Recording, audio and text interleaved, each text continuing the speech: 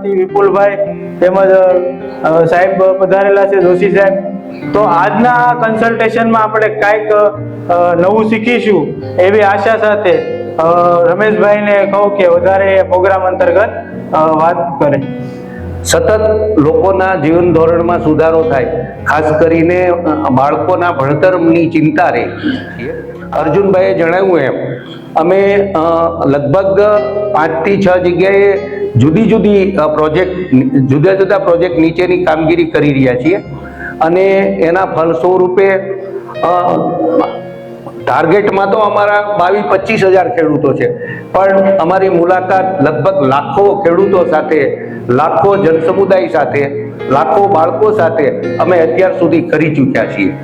તો આજનો જે આ કાર્યક્રમ છે એ જેમ અહીંયા જે ટીચર મિત્રો છે એમ જાણે છે, એમનું આખા વર્ષ દરમિયાન અમે જે કાંઈ એક્ટિવિટી કરી છે એમનું તમારી સામે એક પ્રેઝન્ટેશન કરવાનો અમારો આજે પ્રયાસ છે.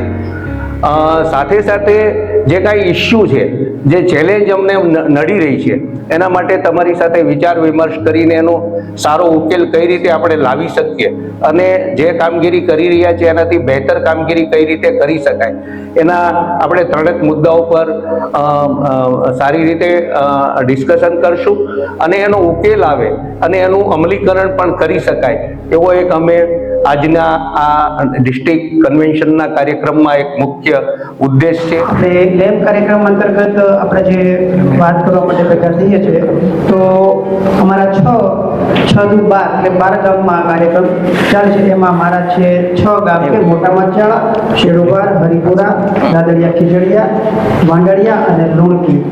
તો અમારી ઉપરથી જે અમારું સંસ્થા છે આપણે એ દ્વારા જે અમને મોડ્યુલ પ્લાન આપેલા છે, વીકલી પ્લાન આપેલા છે, એ પ્રમાણે અમારે અભ્યાસક્રમ ચલાવવાનો હોય છે.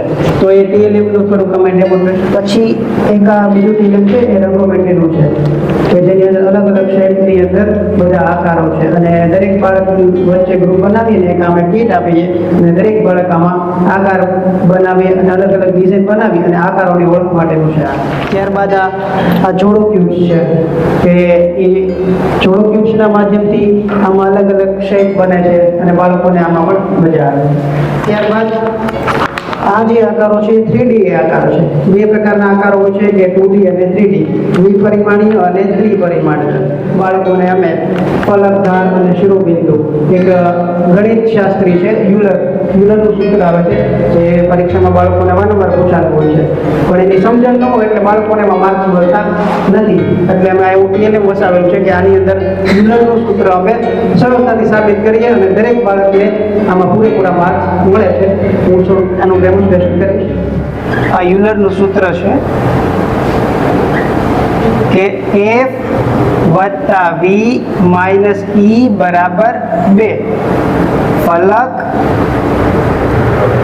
વત્તા શિરોબિંદુ ઓછા ધાર બરાબર 2. બાળકોને ગણિત અઘરું લાગે છે. શા માટે? કારણ કે આપણે પ્રેક્ટિકલ બતાવેલું ન હોય એટલે બાળકોને આ વસ્તુ અઘરી લાગે છે. તો આ લંબઘન આકાર છે, આ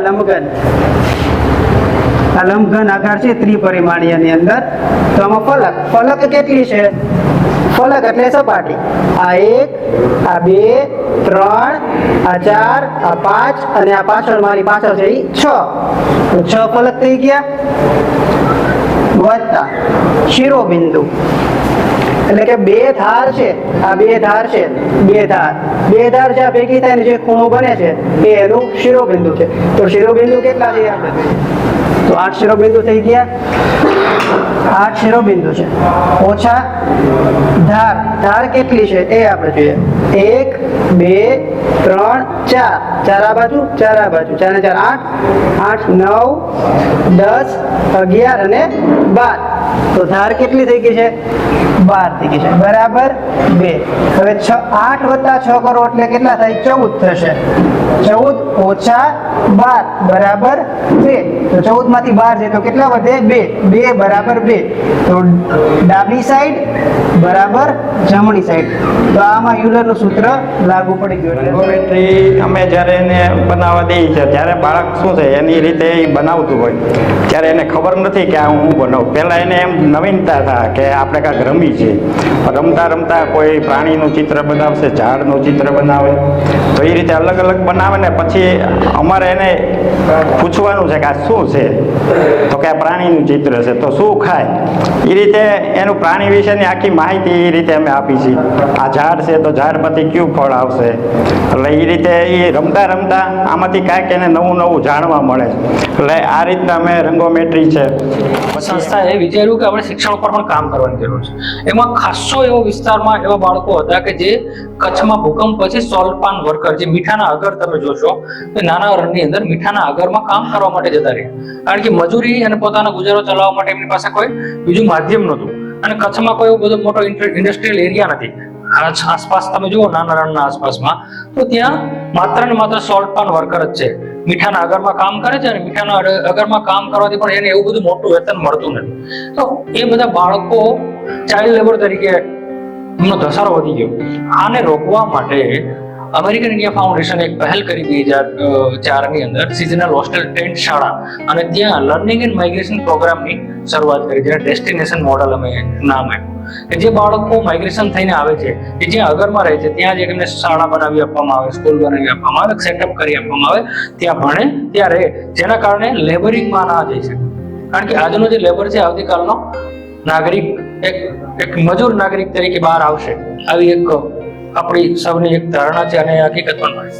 તો ત્યાંથી લર્નિંગ એન્ડ માઇગ્રેશન પ્રોગ્રામની શરૂઆત જિલ્લા કક્ષાએ માનો કે આપણે મળીને વાત કરતા હોઈએ, અને એવા વખતે માનો કે જિલ્લા પ્રાથમિક શિક્ષણાધિકારી પણ આપણી સાથે હાજર હોય, તો એક ઘણી બધી બાબતોમાં આપણને જ્યાં પણ મુશ્કેલીઓ પડતી હોય એમાં સરળતા બની શકે.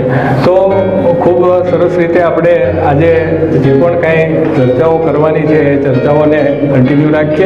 હું સોલંકી સાહેબ અને મેયાણી સાહેબનું આજના કાર્યક્રમની અંદર ખૂબ ખૂબ સ્વાગત કરું છું. માટેની આપણે પ્રશ્નો કરતા જે જનરલ જે ઉપલા લેવલ સુધી સાહેબ રજૂઆત કરી શકે, કારણ કે પર્ટિક્યુલર એક ગામનો પ્રશ્ન છે, એનું સોલ્યુશન જુદી રીતે હોઈ શકે, પણ જનરલ જે મેજર પ્રોબ્લેમ છે એની આપણે ચર્ચા કરીએ અને સાહેબ એમાં માર્ગદર્શન આપે એવી હું સાહેબને વિનંતી કરું. અને જ્યાં શિક્ષકની વિલિંગનેસ છે મારે ભણાવવું છે, ત્યાં જ કાંઈક નિષ્પન્ન થયું છે. બાય ફોર્સમાં બધા હેરાન થયા છે. જે શિક્ષક બાય ફોર્સ ભણાવવા જો ભણાવી જ દઉં, એ શિક્ષક તરીકે ફેલ થયો છે. અને જે વિદ્યાર્થી કે પેરેન્ટ્સ એવું બિલીવ કરે છે કે મારે ભણી જ લેવું છે ગમે એમ થાય, એ બી ફેલ થાય. તો સમજણનો સેતુ શિક્ષક અને વિદ્યાર્થી વચ્ચે, શિક્ષક અને સમાજ વચ્ચે, અને જે કન્સર્ન વ્યક્તિઓ છે એ બધા વચ્ચે એક સમજણનું પ્લેટફોર્મ તૈયાર હોય સરસ મજાનું, તો શિક્ષક પરફોર્મ કરશે, વિદ્યાર્થી પરફોર્મ કરશે. એટલા માટે મેં તમને થોડુંક આ છેલ્લે રિલેક્સેશન આપ્યું કે ભાઈ હું કહું છું બધું એગ્રી થવું જરૂરી નથી. તમારી શિક્ષક તરીકેની ફ્રીડમ, લિબર્ટી તમારી પાસે રહેવી જોઈએ, તો જ તમે કામ કરી શકશો. ભાઈ કે અમારા બીઆરસી આવીને તમને એમ કહી જાય કે તારે આ મેથડથી ગણિત ભણાવવાનું છે, એમાંથી 35માંથી એક કે ન આવડે, 35 એમના મદદ પડે બેઠા, જ્યારે પૂછો ને ત્યારે. પણ એ શિક્ષકને કહે ભાઈ આ મેથડ આ છે, છતાં તને કોઈ સારી મેથડ લાગતી હોય તો વિદ્યાર્થીને શીખવી શકે એવી, તો એ તું યુઝ કર, અમારી મનાઈ નથી. તો 35માંથી 30ને આવડવાની સંભાવના છે, આવડી જાય છે, આપણી ગેરંટી નથી આપતા, એક સંભાવના થાય છે. પણ હું તમને એમ કહી દઉં ભાઈ તમારે આમ જ ભણાવવાનું છે, જો એની બહાર નીકળે પગાર નહીં મળે.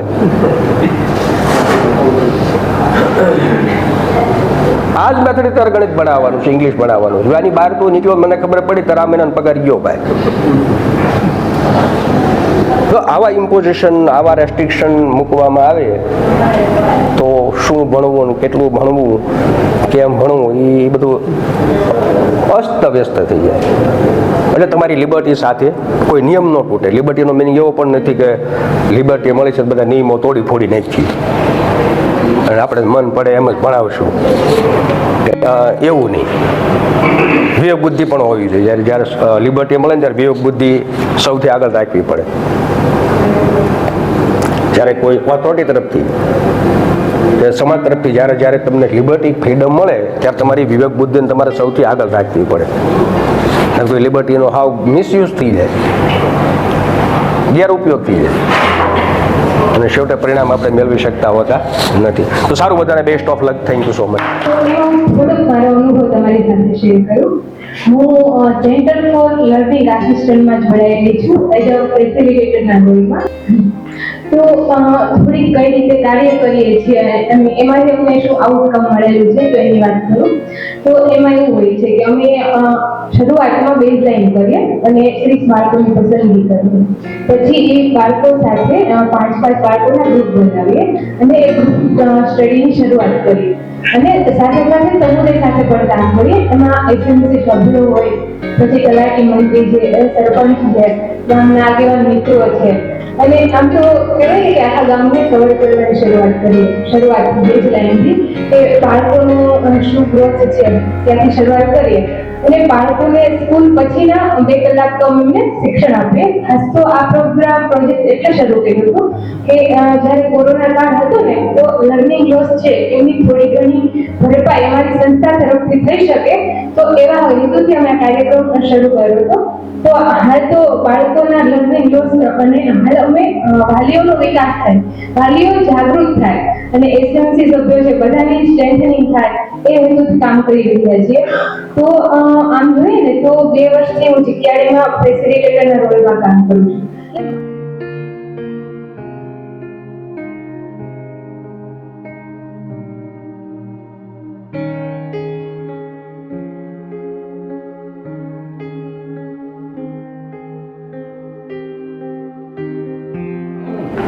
એસએમસીએ એવા કાર્યક્રમોનું આયોજન કરવું જોઈએ સ્કૂલ જીવંત બને.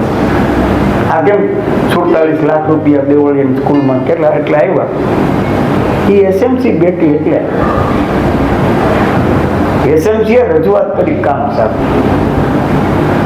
તમે નબળું કરે ને કોઈ સારું ઉપયોગ કરશે. કોઈ શિક્ષકને દુઃખી કરશો ને તમે તો પરિણામ નહીં મળે.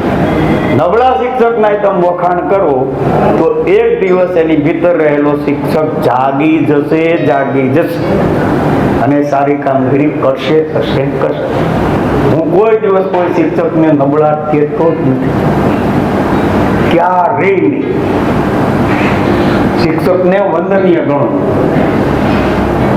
દરેક શિક્ષક, દરેકની શક્તિ, પણ એની શક્તિને પ્રજ્વલિત કરવાની તાકાત એની આસપાસના પરિસરમાં હોય. અમારી સંસ્થા અને અમારા સંસ્થાના જે કાર્યકર્તાઓ છે બધા વતી સરનો, જોશી સરનો, વિપુલ સરનો અને બધા જે પોતાનો કિંમતી સમય કાઢીને, અત્યારે સમય છે ને બહુ જ કિંમતી છે.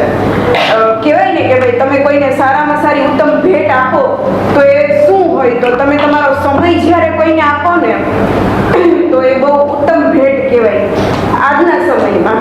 તો તમે તમારો બધાનો સમય કાઢીને આવ્યા અને હું 2-3 દિવસથી જોઉં છું કે રમેશભાઈ પણ આ પ્રોગ્રામ માટે બહુ જ એકદમ આમ કહેવાય ને કે ફોકસથી કામ કરે છે. તો હું એમનો પણ આભાર માનું.